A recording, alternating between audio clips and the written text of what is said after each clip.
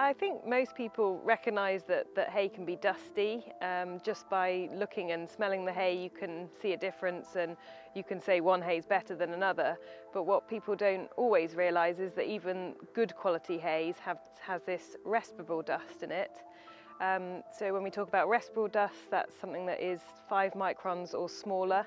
It then has a 50% chance of being inhaled deep into the lungs and cause a problem. And poor performance is seen regularly in racehorses and competition horses, and can go undiagnosed for a long time. A lot of that is down to lower airways problems from breathing in respirable dust from the environment. And what Haygain does is it eliminates that respirable dust from hay, which is the major source of respirable dust. That's things like mould, fungal spores, bacteria, from the horse's environment, and the part of the environment where they spend a lot of their time with their nose in the hay or haylage. So a lot of people, as I say, do recognise that and then soak their hay, which helps from the point of view of dampening some of this dust down. If you spray the hay with water with a hose pipe or something, you'll be looking at about a 43% reduction in respirable particles. If you go a step further and completely submerge it in water for, say, 10 minutes, then you might get up to about 90% reduction.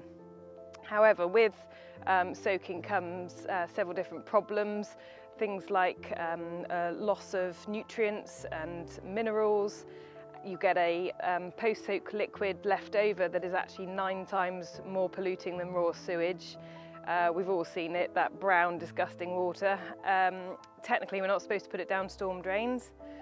So yes, you've dampened the dust down, but along with that, you've got these issues, and probably the biggest issue of all is you've increased the amount of bacteria in that hay by a phenomenal amount, depending on how long you soak for. So you've sort of helped one thing, but caused more problems in another way. Whereas with the Haygain, what it does is it uses wet heat to actually kill those spores.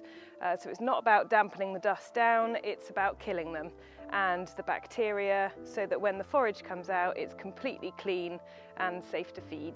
So this model here is the Haygain HG600. It's generally used on sort of 2 to 3 horses. It will take a generous half bale, standard bale of hay, or around 15 kilos of loose hay.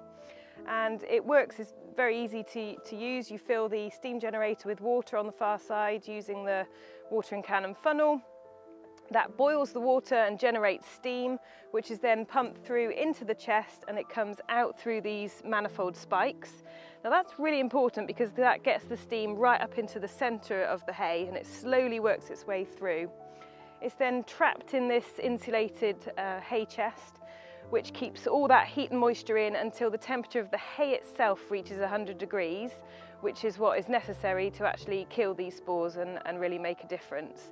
Of course, because you're not submersing it in water, you haven't got leftover water to get rid of. There's a small amount of condensation, and there's a drain hole in the bottom that will just either drain into a tray if you catch that underneath, or if it's outside like here, then you can just let it run away.